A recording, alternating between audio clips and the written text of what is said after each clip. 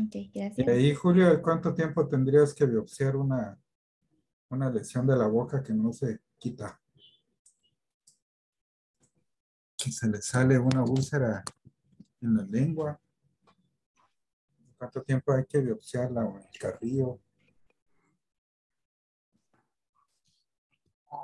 Eh, no sé, no sé. Doctor Hay que... Pedro, Ujú. Son 15 días, doctor. 15 días no se cura, hay que tomarle biopsia. ¿Y cuáles son las estructuras de la cavidad oral, Pedro? Se divide en cavidad oral. En el cavidad oral me pregunto, ¿va? Ajá. Se divide en labio, en lengua, en los tercios anteriores, encías, trígono retromolar y paladar duro. Los Son labios. 7. Yo se lo puedo decir en la clase. Pero son 7, ¿verdad? Sí, son 7. Labio, encía, No es dos encía. tercios de lengua, paladar Ujú, duro, ujú, trígono retromolar sí. y no me acuerdo del otro. La cresta alveolar, la mucosa bucal, que es la encía. Son 7. ¿Y en cuáles, eh, y en qué pacientes se les hace disección ganglionar? Si fuera un paciente con cáncer de lengua, doctora María Elena, un paciente con cáncer de lengua, si fuera, ay, ¿de qué lado se les hace la disección o desde qué etapa se les comienza a hacer disección ganglionar?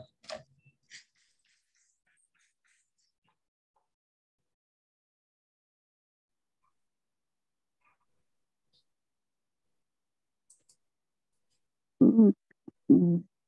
Se empieza a hacer del estadio clínico 2 y se hace de disección bilateral. ¿Verdad, Mario? ¿Recordás? O sea, en los tumores que son más de T2 de alto riesgo, que tienen invasión linfovascular, que están en el centro de la lengua, eh, o que tienen invasión neural, o que tienen N positivo, ¿verdad? Tienen positivo. Y si no se pueden operar, doctora Karin, pacientes, no se les puede hacer disección ganglionar. ¿Cuál es el objetivo de hacerle la disección ganglionar a un paciente T2N0, digamos? Lo que pasa es que pueden tener metástasis ocultas. ¿Qué porcentaje? Los T3 pueden tener un 77% de metástasis ocultas. Ya se pregunta 3, ya hay que diseccionarle. No, no sé, doctor. Ya no lo va a decir la doctora, ¿verdad? Y, y se hace ipsilateral o bilateral la resección, doctora María Elena. Ahorita le tocara a Orellana, pero como no está su amiga. Bilateral. ¿Y por qué?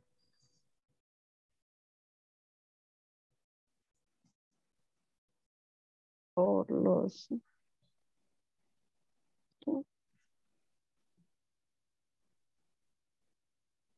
por la por la distribución, digamos, de los ganglios. No sé, doctor, no sé. ¿Y vos, Pedro?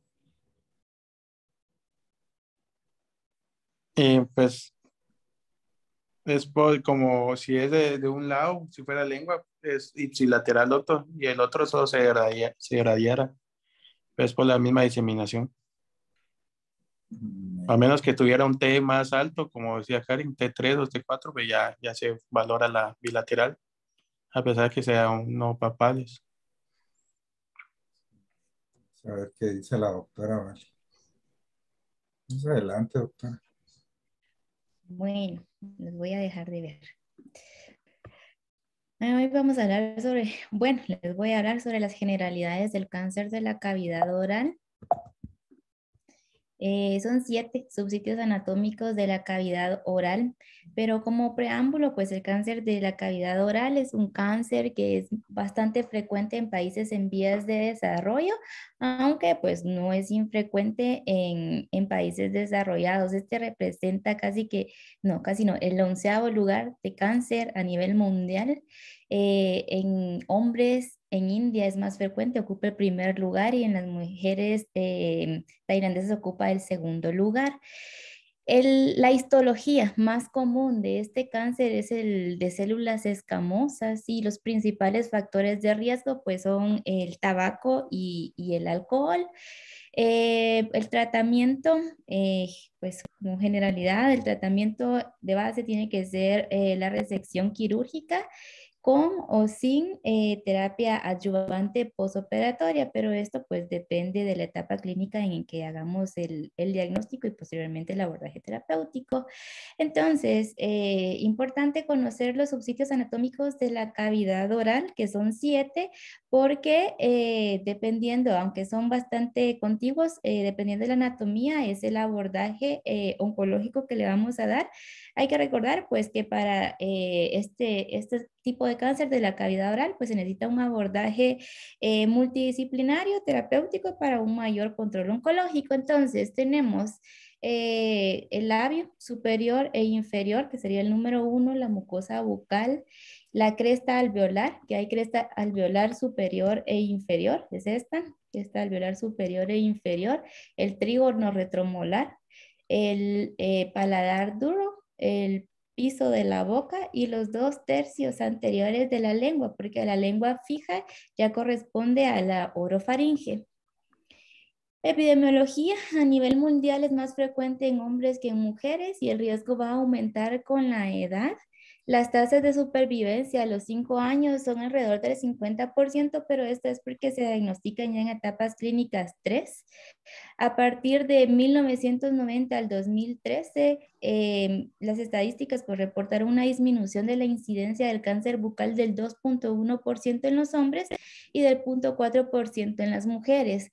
A pesar de eso, las proyecciones para el 2022, según las estadísticas americanas de cáncer, es 54,000 nuevos casos a nivel mundial y de incidencia y 11,230 muertes en este año. Ocupa el 8º lugar a nivel mundial en hombres y el 14º lugar en mujeres, según la SER.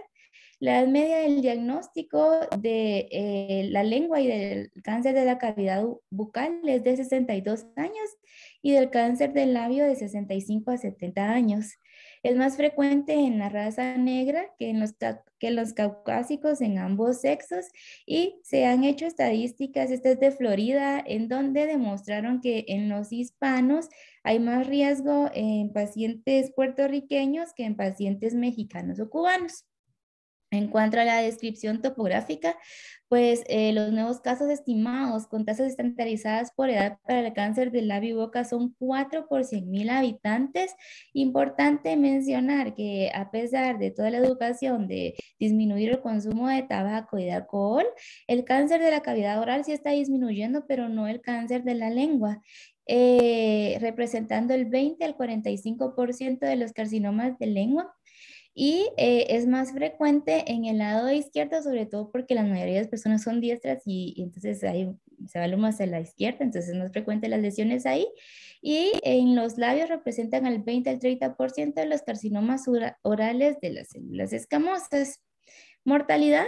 A nivel mundial, la tasa de mortalidad, pues obviamente es mayor en hombres que en mujeres según esta academia de investigación internacional. Ocupa el 15º lugar en mortalidad en hombres y el 17º para mujeres. Esto es en poblaciones en Estados Unidos y en Europa se reportan estadísticas de 7º y 10º lugar respectivamente. Y pues las tasas de mortalidad de cáncer del labio y de la cavidad oral son más altas en países en desarrollo para ambos sexos, aunque como mencioné, pues no es infrecuente en países desarrollados. Factores de riesgo: tabaquismo y consumo excesivo de alcohol. El 22% por la infección del virus del papiloma humano, particularmente en el mundo occidental. Pues siempre hay que clasificarlo como de pH positivo o de pH negativo, y eso depende del pronóstico de este tipo de tumor. Otros factores de riesgo, sobre todo en países en desarrollo: mala higiene bucal, el consumo de nuez de areca y dietas carentes de vegetales. Existen unas lesiones macroscópicas que los pacientes pues nos cuentan a nosotros en la historia clínica. Estas dos lesiones son la leucoplasia y la eritroplasia. La leucoplasia, la OMS la define como una lesión blanquecina que es altamente sugestiva de cáncer, que ya puede mostrar displasia leve, moderada o severa, pero no es sinónimo de carcinoma in situ o de cáncer invasivo. Esta entonces muestra una prevalencia mundial estimada del 2%, y la eritroplasia, pues es esta lesión definida como por la OMS como una lesión o una placa color roja, que también es altamente sugestiva de displasia. Generalmente los cánceres de la cavidad oral están relacionados con material odontológico, como podemos ver acá. Y pues la fisiopatología es una progresión de la mucosa normal a hiperplasia, luego displasia, que recordemos que no es cáncer. En etapas tempranas pues hay inactivación de los genes BKN2A, que es el precursor del P16, y la inactivación de TP53, y posteriormente la inactivación de PTEN. Existen marcadores moleculares que nos orientan a invasividad o metástasis o pronóstico de los cánceres de la cavidad oral. Dentro de estos tenemos CD44, CD133 y la proteína ALDH1. CD44, que es un precursor de la superficie celular de metaloproteinasas y de ácido hialurónico, cuando tienen niveles elevados nos dan, es sinónimo pues de un pronóstico precario y de alta tasa de invasividad y metástasis, al igual que ALDH1, que es precursor de retinol y ácido retinoico. Entonces, cuando están los niveles elevados, nos orienta a metástasis. Dentro de los factores de riesgo del cáncer de la cavidad oral, como les dije, está el alcohol, el tabaco, masticar tabaco y fumar la nuez de areca, y estar expuestos a polutantes en el aire. Entonces hay una exposición carcinogénica. Generalmente pues ya está descrito que la nitrosamina y los hidrocarbonos aromáticos policíclicos que se encuentran en el tabaco son altamente sugestivos de carcinogénesis. Estos provocan una activación metabólica carcinogénica y desarrollan o promueven metabolitos reactivos, que normalmente estos tienen que ser excretados y desintoxicados. Pero cuando hay daño agudo del ADN y que no se repara, nos lleva a mutaciones, por ejemplo, mutaciones en TP53, de lesiones, que esta es la precursora, como les dije, de P16, y amplificaciones en PI3K. Las alteraciones más frecuentes y tempranas en la carcinogénesis de la cavidad oral son más estudiadas son las pérdidas en el cromosoma 3P y 9P, y mutaciones en TP53, que generalmente se encuentran en el cromosoma 16. Este es el que más frecuentemente está mutado en el 72% de los casos, que esto sí pues ya se ha estudiado, y además se ha relacionado también a supresiones de FAT1, que está altamente relacionado con la caderina, y pues generalmente está mutado en un 23%, y en un 8% hay alteraciones de estas cadenas. Bueno, ¿qué pasa en pacientes que son jóvenes, que no fuman, o sea, no tienen exposición a estos carcinogénicos y son predispuestos a tener cáncer de la cavidad oral? Hasta mayo del 2017 se reclutaron en esta revisión sistemática pacientes que eran menores de 50 años, que eran adultos jóvenes con cáncer de la cavidad oral, que tenían antecedentes de tabaquismo de menos de 10 paquetes de cigarros al año, que más de 10 pues ya se desarrolla, ya se asocia a cáncer de la cavidad oral, y que tenían los tumores secuenciados genéticamente o perfiles mutacionales analizados. Entonces, en esta revisión sistemática incluyeron 13 artículos que cumplieron todos estos criterios de inclusión. Dentro de estos fueron 8 de series y casos, 3 estudios de casos y controles y 2 de informes de casos. Y dentro de los resultados, como podemos ver aquí en las flechitas azulitas, 7 demostraron que sí habían alteraciones en TP53. Sin embargo, 2 de las revisiones de los pacientes con cáncer de cavidad oral que eran jóvenes no tenían mutaciones en TP53. 2 demostraron alteraciones en CDK2A. Y no hubo evidencia de infección por VPH en ninguno de estos pacientes según los estudios reclutados. Sin embargo, las mutaciones exclusivas de estos pacientes fueron CDKN2A y BRAF. Entonces, dentro de las conclusiones de este estudio, que es igualmente probable que mutaciones en TP53 en pacientes fumadores o no fumadores provoquen cáncer de la cavidad oral y que estén más desarrollados otros factores como la microbiota oral, el sexo y la etnia. Sin embargo, pues en este estudio pues tuvo algunas limitaciones. Y es necesario pues realizar estudios posteriores, que casi no se han realizado estudios de mutaciones genéticas en estos pacientes. Sí, está bien estudiado que una fracción o un porcentaje bastante alto de la población con cáncer de cavidad oral, generalmente el 22% es atribuible al VPH. Con estos, el más frecuente es el VPH 16, que representa casi el 90% de los cánceres VPH positivos de la cavidad oral, y la población restante del 18, el 33 y 35. ¿Qué pasa con la fisiopato? ¿Qué pasa en pacientes que son VPH positivos y que tienen cáncer de la mucosa oral? Generalmente el epitelio de la superficie estratificado escamoso que hay en la cavidad oral, y también pues este fue un estudio de cabeza y cuello, de laringe y faringe, son bastante permisivos a la invasión por VPH.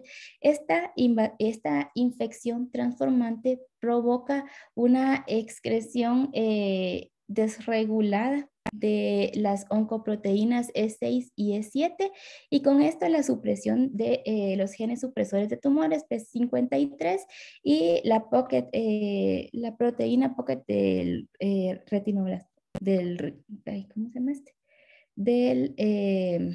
Perdón.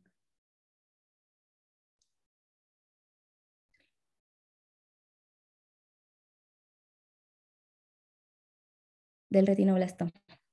Entonces, como hay una inhibición de los genes supresores de tumores, hay una detención del ciclo celular y no permite la función apoptótica de estas proteínas, y con esto la acumulación de carcinógenos en los pacientes con cáncer de la cavidad oral. La presentación clínica, generalmente, pues los pacientes, como dije al principio, sí tienen una lesión evidente macroscópica con una úlcera que no cicatriza y que interfiere con las funciones fundamentales básicas como dolor al masticar o disartria.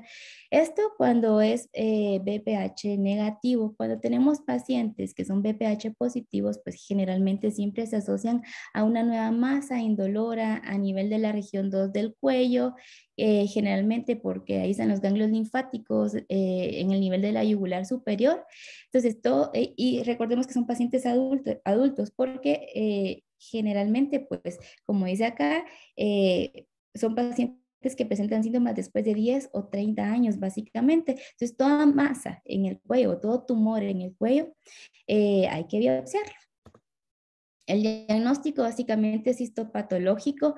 En la primera foto, en la A, tenemos un carcinoma de lengua bien diferenciado, que hay perlas Podemos ver estas perlas acá. Este son tinciones de hematoxina y eosina. Entonces, este es un carcinoma pobremente diferenciado. Y cuando esto pasa, siempre hay que hacer inmunohistoquímica a los pacientes. En la foto C podemos ver un cáncer BPH positivo que está positivo para P16 y en la D no. El diagnóstico, como les dije, es histopatológico, hay que hacer de rutina tinciones con hematoxilina y eosina. Cuando no tenemos tumores bien diferenciados como acá, hay que hacer P16 por inmunohistoquímica o también podemos hacer detección de ARN de E6 y E7 mediante PCR de transcripción inversa o ADN de pH mediante PCR o hibridación in situ. La estadificación o la clasificación va a ser a través de la AJCC. Tenemos T, N clínico y N patológico y M de metástasis, y aquí están los grados histológicos. En cuanto a prevención primaria, pues orientar a los pacientes a la vacunación, a inmunización a través de la vacuna bivalente que cubre BPH 16 y 18 para mujeres de 9 a 26 años, tetravalente para 16 al 18, el 6 y 11 para mujeres de 9 a 26 años y la nonavalente para el BPH 16, 18, 6, 11, 31, 33, 45, 52 y 58 para pacientes o personas de 9 a 45 años. Eso es todo. No sé si hay preguntas o comentarios.